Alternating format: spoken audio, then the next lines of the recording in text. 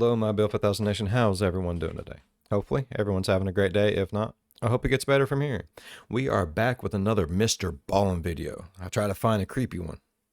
Hopefully, I did. Alright, this one is titled Teen Terrorized by Creature in Forest.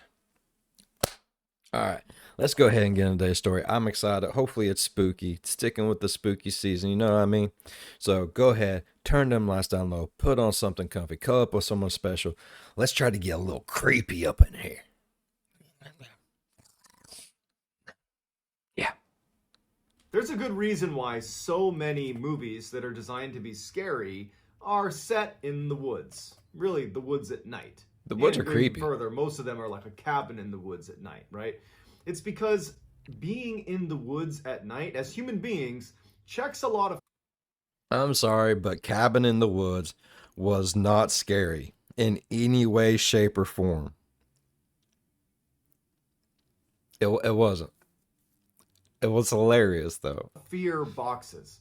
You have the isolation factor. You're far away from society. That's scary. The knock at the cabin door one with Dave Bautista, knock knock or whatever the fuck it's called, when a stranger, I don't know. That is, it makes me itchy just thinking about it, man. Whew. It's not like, it's just, it's fucked. It's fucked, okay?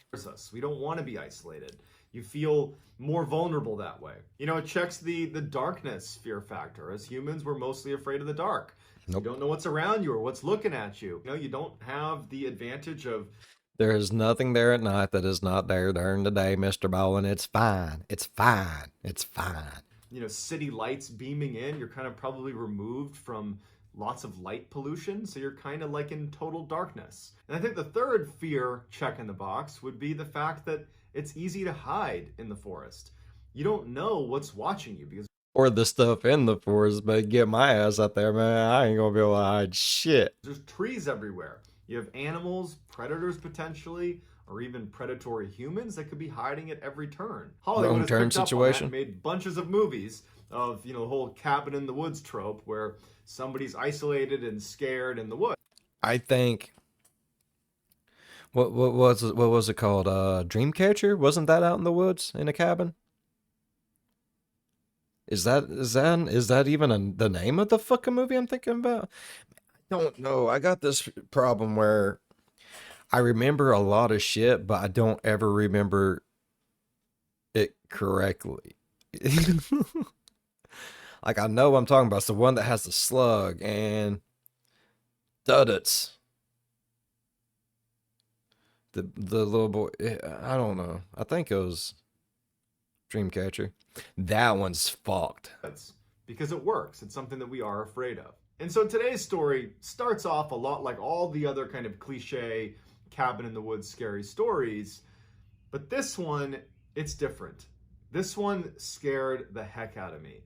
Because as I read the account of what happened in this cabin in the woods, I imagined myself being in this guy's position and thinking about the psychological trauma that this would have on you. And I've actually had a literal cabin in the woods scary experience, and you can check it out. It's one of my top videos on my YouTube channel. It's What I Saw in My Room Still Haunts Me. You can check it out. It's my own cabin in the woods story. But having been through something like that, I was able to put myself in this guy's position, and this story terrifies me. So as you're listening to today's story, try to put yourself in this guy's position and think to yourself, what would you have done? But before we get into today's story, if this type of content appeals to you, the kind of strange, dark, and mysterious that I'm going to deliver to you in a story format, if that's kind of your thing, I would ask you to please gently obliterate the like button and then subscribe to my channel and turn on all post notifications so you don't miss any of these strange, dark, and mysterious uploads. Ding his bell, people. That I do every week. All right, let's get into today's story. In 2010, a 17-year-old boy is devastated to find out that his father had suddenly passed away. And it really sent shockwaves through the whole family. Not only because now they're grieving the loss of their father, their husband, but because so much of their daily lives they spent together. I mean, this was a very close family, and one of the things that they liked to do as a family was they owned a cabin. It was around Mount Bachelor in Oregon, this beautiful mountain where Okay, you can go okay. snowboarding and skiing. It They had is. this family cabin up there where in the wintertime, this family would spend a lot of time there. They would go up there as a family, spend time there as a family. It was this wonderful retreat. And as they're trying to settle the estate of their husband, their father, they're trying to figure out what they want to do with this cabin because all of a sudden this It's never going to be the same. It's lost its oomph. I mean, you can carry on to future generations, but I mean, when it comes down to it, I'm sure the father, the husband, he truly wants everyone to just keep going, keep being a part of it, you know, carrying it on, yah, family forever. But what everyone's just like, I can't. Like, I see dad there, I see my husband here. I just can't. It's got to be hard. It's got to be. place that, you know, used to bring them so much joy and was a place of very fond memories suddenly felt kind of hollow. You know, it just would never be the same. And No. so they decided that they were actually going to sell this cabin. And That's the sad, but 17-year-old boy was just really upset about this. You know, he was very close with his father. He had some very fond memories of going hunting and skiing and snowboarding with his dad at this cabin. And so once the cabin was actually put up for sale by this boy's mother, he asked if, you know, before they actually sell it, could he spend some time up there, I guess paying his respects in a way to his father. uh, probably not so much as paying his respects, but just getting that. That was like a special place to the father, to the kids, to everyone. Like that was the just the perfect. I don't know if it's making sense what I'm saying. I know what I want to say, but that was just that special, and he's about ready to lose it forever, and he just wants that connection, just one last time. That's all that is. I guarantee it. Man, see, I don't know if I'd be able to deal with something like that. Like, you know, that's I don't know if I'd be able to go there all the time and but it'd be nice to know it's there, you know? Like I probably would never be able to go back there until but, you know, my kids might be able to and their kids might be able to. And I might be able to eventually again later on when, you know, those memories fade and I want to make new memories with, you know, me as the grandfather and shit. So I don't think I would be able to get rid of it for that specific reason. I just couldn't. I make fun of the old lady because she is more sentimental about things than I am. It's like, oh, I can't get rid of that shirt. It was bought like by this for this with that, and it's like, nah, it's old. It's got 4 billion holes in it. Like literally, if you put that on, you'd have like a boob hanging out this hole, a nipple stuck in that hole, and you wouldn't be able to wear that out in public. Why keep it? It's the memory of it. And see, I'm the exact opposite person. I'm tossing shit. It don't matter if it's special to me or not. But something like that, that would rip my heart out to try to get rid of. I don't. I know I would not be able to. Period. Too many. Too much good. Too much good. But he just wanted one more opportunity to to spend some time in that cabin. And his mom said, "Go for it. You know, take as many days as you want. Go up and hang out in the cabin. But when you come back, we are going to sell the place." So his father had actually willed to his son his vehicle, and so the 17-year-old boy loads up his father's car.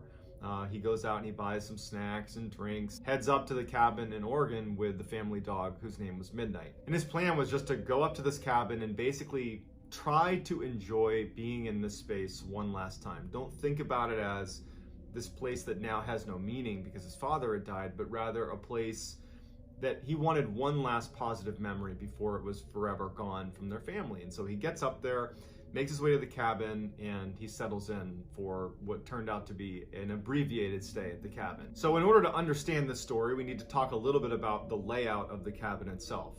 The cabin was 2 stories, and it was built into a mountain, Mount Bachelor in Oregon. And so the back half of the cabin was kind of settled into the mountain. So there were no windows, save a little sliver. And then the front, was it like up on stilts and shit? Is that where we're going with it? Like it's like here's the hill going this way. It kind of sets back on, and then a couple of stilts going into it where it sits out like that. Is that what we're talking about? Type situation? A window that fed into the bathroom, actually, in the back of the cabin. The front of the cabin was this beautiful, double-decker cabin with, windows on the second floor that fed into the master bedroom. On the second floor, there was a walk-out balcony that kind of jutted out a few feet from the second deck. The first floor, you could see in through all these beautiful windows. There was a sitting area, like a living room and a TV, and then a small kitchen as well. So the cabin was built in an area that was heavily forested. So they had to clear out, a bunch of trees to even build this cabin when the family had this built years and years ago. And so they really only cleared away the front section of trees so that there was a clear shot to the house. But the sides and the back were very heavily forested with these huge, tall pine trees. Oh, beautiful. And they basically Sounds had this beautiful. little tiny driveway that fed in through all the trees, and you had this one kind of clearing in front of the cabin. So if you were on the second floor of the cabin, where there's the master bedroom, there's a bed up there, and you were looking out that window, you'd be looking over the balcony out into a clearing, basically. But there's a tree line, 100 yards past that clearing that's very dense. And there's actually a couple of trees, fairly prominent trees, that are sitting in front of the cabin that they did not cut down. One of which, for the story, we'll call it the sitting tree. Parallel to the ground, about 20 feet up, was this beautiful branch that looked perfect for a whole bunch of people sitting on it. But it was 20 feet above the ground, and there wasn't really any way to climb up to it, and no one was trying to climb this tree. But there's this tree that basically has a seat, if you will. Like the branch is like a seat that is looking directly into the cabin. And that's going to matter later in the story. So clearing in front of the cabin with this one kind of sitting tree, and then a very dense forest 360 degrees beyond, that one clearing. Is that boy gonna look out that window and see some motherfucker sitting there just like, hey bud, are you alone? You want some candy? Can I pet your dog? So when the 17-year-old gets to the cabin, he goes inside, he puts his drinks in the fridge, puts his snacks on the counter, he hooks up his PlayStation to the TV, and he's just like having a great time. His dog Midnight is roaming around. Oh, so are they on the grid? Are they on the grid? They have full on electricity there like all the time? Or is that like a generator situation? It matters, people. It matters. Bad things can happen. Enjoying being at the cabin. And, he's having a great time. And over the course of the first 2 days that he was there, it was everything he hoped it would be. It was like he was bonding with his father one last time. It was a peaceful time that he was there. He was happy to be there. And he was just enjoying himself, eating snacks and playing video games for a couple of days. He actually left a couple times to go snowboarding too. But on the third day that he was there, things started to get pretty weird. So on the third day when he got up, it had snowed dramatically the night before. A couple of feet of snow on the ground, still snowing pretty heavily. And he's like, I just don't feel like brushing off my car and trying to go to the store or go to the slopes to go snowboarding. I'm just gonna basically be shut in for the day. And he was excited about it. He's like, great, me and my dog Midnight can bomb around the inside and play some more video games and eat some more snacks and do whatever. Midday that day, Midnight needed to pee, so he went outside with Midnight and let Midnight run around and go to the bathroom. And while he's out there with his dog, he notices there are some footprints in the snow that looked relatively fresh. And this is the first time that he's left his cabin that day, so they aren't his. And his neighbors were pretty far away, and he figured that they were older, that they were probably not going to be trekking around the woods. So he's thinking to himself, I wonder who made these footprints. And he's looking at them, and they started in the woods. So the woods are not that far away from where he is. He's in a relatively small clearing just in front of his cabin. But he can tell these fresh footprints have come out of the woods. And they're basically right in front of this clearing. And he notices that they bank around and go to the back of his cabin and kind of go up onto the mountain. And he kind of just starts walking and following the footprints a bit, and they kind of disappear up onto the mountain behind his cabin. And he's not overly concerned or anything, but he definitely takes note that more than likely somebody was walking around his cabin. I mean, your cabin's in the middle of the woods, snowing. It's maybe somebody's just walking around, enjoying nature. Maybe it was someone who got lost. Maybe it was a neighbor. I mean, he's rationalizing it. He's thinking, you know what? It can't have been anything too serious. Obviously, they didn't knock on my door. They didn't need anything. And so he kind of writes it off. So that night, he stays up late playing video games, and his dog is sleeping next to his chair. And at some point, he's tired and he wants to go to bed. So he draws all the curtains, so blackout curtains around the downstairs, shuts all the blinds, and locks all the windows, all the doors, and heads upstairs to the lofted second floor where the master bedroom is. Yeah. He, gets in bed, turns off all the lights, everything's locked, everything's shut. The dog climbs into bed, and the dog would sleep up near his head. And suddenly the dog jumps up, still on the bed, and looks at the stairs leading downstairs to the front door. And its ears are perked up, like it's heard something. Nope, I already It don't wasn't like it. unusual for the dog to be. I already don't like it. No, I don't like it at all. I mean, it could just be like an animal it hears, but I don't like it. A little jumpy, maybe it heard something. He wasn't overtly concerned. But when midnight, the dog jumps off the bed and sprints downstairs after having this sudden alertness. And he's listening. Now he is a little bit worried. He's thinking, well, I saw footsteps yesterday walking around my cabin, and now it's the middle of the night, and my dog is downstairs acting like it's heard something. And he hears the dog, Midnight, pacing around the downstairs, like back and forth, back and forth, back and forth. Every indication is the dog wants to go outside. That's the noises that he's picking up that signal from the dog. Yeah. And so finally, even though he's feeling a little bit unnerved by this, he decides to go down and see what Midnight wants. And so Midnight is by the door, ears perked up, very eager to go outside. It's pacing, and he thinks, she just needs to go to the bathroom. And so he opens the door with Midnight and he goes outside and he expects his dog to pee. But Midnight doesn't need to pee. Midnight starts kind of stalking around the corner and looking out across the clearing towards the sitting tree in that direction, and it just stops. And it's looking at something very intently, as if it spotted an animal or something in the woods. And so the boy is looking at the dog and he's kind of trying to encourage the dog to do its business so they can go back in the cabin. Come on, motherfucker. Go potty. I want to go. It's cold. It's snowing. The bed was so warm. Don't you want to go back in there? Get your ass out there and take a piss. Was it like that? I can see that. And he's starting to feel really uncomfortable. He's looking around. He's thinking like, okay, I don't know what's going on. Like, I'm a little bit concerned now. And he's sensing that Midnight is going at some point to try to take off after whatever she sees in the woods. And so preemptively, he grabs Midnight and says, all right, drags Midnight back in the house and shuts the door and locks it and takes one last look out the window of the door and just kind of looks out. I mean, it's dark, he doesn't have a light or anything. And he's like, man, that's creepy. Locks it, shuts the blinds, confirms everything downstairs is locked, does a sanity check to make sure everything is locked, and he goes back upstairs with Midnight. Midnight did not want to go back upstairs. He had to practically drag her back upstairs. And then when they did get back in bed, Midnight refused to get in bed, but instead stood next to the bed looking at the stairs, wanting to go downstairs, periodically looking back at him and then down at the stairs. Midnight wanted to go back outside. So he's laying there in bed and he's taking full stock of the fact that his dog is very much on edge, but he's trying to fall back asleep, trying to convince himself that nothing weird is going on. And after about 30 minutes of that and being unsuccessful at falling asleep, as he's laying there, it's silent and all of a sudden he hears footsteps on his roof. Now the roof is right above his head. I mean, he's on the second floor. There is no attic. The roof is right there.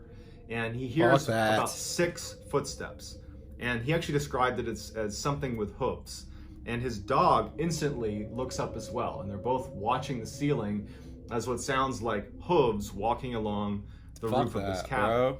And it was so distinctive that immediately what he's thinking to himself is, how could a deer or a moose or something get on the roof of the house? There is no way, unless you leapt from a tree or had a ladder, for you to get on the roof. And how did we not hear, if they leapt from a tree or a ladder even, how didn't we hear a loud slamming sound when they first landed on the roof? It's as if they've been there for a while and we just didn't know. And so then the footsteps stop, and at this point the dog stops looking at the roof and goes right to the balcony, which is shut. There's a door shut to the balcony and there's curtains drawn against the balcony, so he can't see what's out there. And so the 17-year-old boy is sitting in his bed and he's like, oh, I don't want to see what's on the porch. And he even says in his write-up about this that he's like, I'm a pretty tough guy, but I am in the middle of the woods, in the middle of the night, totally isolated. I almost don't want to know what's going on outside. I just want to pretend it's not happening. But at some point, he musters the courage to go out on the balcony. And so he walks over very timidly to the door, and Midnight's there ready to go outside. And he takes a deep breath and he slides open the blackout curtains. But there's no light outside and there's no light inside, so it's just kind of darkness. And he can barely make out even just the snow that's on the balcony right in front of him. And he takes a deep breath and he unlocks the door and he opens it up. And the first thing he does is he turns and he looks up at the roof to see if there's a deer or a moose or something on the roof. Yeah. There's nothing up there. And he's Santa peering Claus! around and he can't even see footprints up there. So in a way, It's the fat ho guy. He's up there clip-clopping around. You've been a good boy this year. he's kind of relieved, right? Like I must have been imagining that. He had a flashlight, and so at this point he's looking back at his roof of his cabin, and he shines the light real quick, and it's totally dark out, right? So this light goes very far, and he sees nothing. And the dog at this point, he can hear the dog making kind of some commotion below him. It's angling itself to look out in the direction of the sitting tree and out towards that tree line where the dog had originally been fixated on something in the tree line. And so just doing his diligence, the 17-year-old scans from the top of the roof where he sees nothing. He starts scanning over to the side of the house, right? Like this is the direction of the sitting tree. He's looking over here and he's scanning the tree line, just looking for anything that might have been on the roof. And he's looking and he's looking and he's looking, and then he gets to the sitting tree. And his flashlight stops on a man crouched on that perch 20 feet off the ground on the sitting tree, who looked very tall. No, he had his hands holding onto the branch right above him, and his mouth is open. And he's holding onto the branch, and he's looking directly at the boy. Unblinking, 100% focused on him. He's less than 50 yards away from him at this point. And it took him a second, the 17-year-old, to register what his flashlight was pointed at. And he panics and he drops it. And the dog reacts to the drop flashlight too. And because he's alone out here, he needs to protect himself, so he scoops that light back up and he shines it one more time to see, like, holy cow, like, what did I just see? And the guy on the branch is now gone. And he scans the ground. There's nothing. And he's terrified at this point, so he grabs his dog, throws Midnight back into the cabin, runs back in, shuts the door, locks it, closes the blinds, turns off his light, and literally gets back in bed with his... Man, I would have been putting shit in front of that door, all kinds of shit. Nah, bruh. His dog, and he's now basically cowering on the bed. So at this point, they're sitting on the bed. Midnight is no longer acting like she wants to go outside. I think she's picking up potentially on the... Midnight's like, fuck this shit. I want to go home. On the paranoia. Okay. At this point, the boy and his dog are sitting on the bed, and they're both scared at this point. Midnight, was fearsome while she was outside, but now that she's back inside, she doesn't want to go near the door either. She's rubbing up against him. She doesn't want to go anywhere. And they're sitting there, and the boy, all he's thinking to himself is, did I really just see that? It looked like an unnaturally tall man. How did he get in the tree? That's 20 feet off the ground. There's no way to get up into the tree. And why was it sitting there with its mouth open, staring at me? And who was on the roof? Was anything on the roof? And if this thing can get 20 feet up into a tree, it certainly can get on the roof of my cabin, I would imagine. But what was it? So he's having this type of thought process, and he's realizing too that it's not that late in the night. He still has hours until the sun's going to come up. And as he's basically panicking and feeding off his own paranoia, and it's getting worse and worse by the second, he hears tapping on the door, on the front door of his cabin. And his heart sinks, and he and his dog kind of look in the direction of the tapping, and he knows he's not going to go open the door. He knows the door is locked. He knows everything is locked. He's panicking that maybe it wasn't, but he knows he locked it. The tapping just sounds like a finger tapping on the window. And at some point the tapping stops, and he thinks, okay, maybe they'll just go You keep on knocking, but you can't get away. And then he hears what sounds like footsteps outside, and then tapping begins on the side of his cabin. Not the front door anymore, like the wall of the cabin. Now it's a little bit louder. The tapping continues up the side of the house, and then it stops. And he's sitting there and he's thinking, whatever this is walking around my cabin. And then he hears tapping on the little slit that is the window that feeds into the bathroom that's right behind the bedroom that he's in right now. So 6 feet away, maybe 10 feet away, whatever this thing is, it's now literally just a small pane of glass away, tapping on the glass. And so now he's petrified. And he's just hoping that this thing goes away. I'd shit. It doesn't. I ain't gonna lie, I'd shit. Goes to the other side of the cabin and starts tapping on the wall on the other side of the cabin, and makes it all the way back to the front, where it begins tapping on the glass of the front window, back to the door. And he's just thinking, like, whatever this is walking around my cabin, tapping all Got over me my fucked up, cabin. bro. And then all the tapping stops. And his heart's racing. You know, it's the middle of the night. He's in the middle of the woods somewhere. He's totally isolated. And then it's like his worst nightmare comes true. He hears footsteps on his balcony. And then tapping right on the big sliding glass doors of the door leading out to the balcony. And he knows that right behind a blackout curtain and a pane of glass is this tall man, more than likely, who's right on his balcony. And the tapping on the balcony goes on and on and on. And then all of a sudden it stops. And he's just waiting for it to open the door and come inside. But it doesn't. Instead, it goes on the roof. And it starts tapping on the roof directly above him. Man. And tapping continues all night. And so finally, the sun comes up. You know, he hasn't slept all night. And he finally gets the courage to go over to the balcony and open up the curtains and see what's out there. And when he does, there is nothing out there, but there's footprints as if someone had been pacing on the balcony all night. He opens it up and he finally just jumps out and looks up on his roof. There's nothing on his roof. He can see all these footprints on his roof. He looks down and it's like a racetrack of footprints all around his house. Someone had been basically stalking his house all night, and then the footsteps retreat all the way to the sitting tree and then go back into the woods. He packed up his stuff, he left, and he couldn't have been happier that the family sold that cabin because he was never going to go back. So to this day, he has no idea what it was. And even if it was just a person who was tapping on your windows and your walls and your roof and your balcony, even if it was just a human being doing that, that would be horrifying, let alone if it was something else, something paranormal. And so if you want to check out my video about my experience, it's on my channel called What I Saw in My Room. And if I think about it, I'll link it up there because I've done reacted to it. And it's amazing, peoples. It's actually really good. It's creepy as shit. Man, what if it was like the spiritual essence of the dad trying to scare the boy away because he wanted him to move on? You know what I mean? It could be something like that. It could be. Don't judge me. I don't know things like that. You don't know either, okay? Then again, it could just been a crazed psychopath or a cryptid.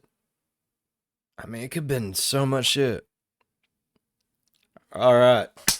I really enjoyed today's fucking video, like massively. That was, whoo, I had the goosebumps the whole time. If y'all enjoyed today's video as much as I did, go down there, hit that thumbs up button. While you're down there going over, hit that subscribe button. Become part of the Build 5000 Nation. We do some crazy shit here, bruh. And if you want to know when that crazy shit happens, go on over and ding that bell.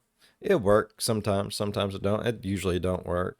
I hardly ever get notifications from people I'm subscribed to. I don't know. Fuck it. But do it anyways. It's fun. It gives you something to do if you're bored. And while you're at it, go ahead. Check out the link in the description. Go check out some Build 5000 merch. It is amazing. As always, be good to one another. I'll see you in the next one. Bye-bye. Poor Midnight was probably traumatized forever. Never went back outside and used the bathroom again. She probably just went there and used the toilet from there on out. She's like, got me fucked up. I don't know what the shit that was.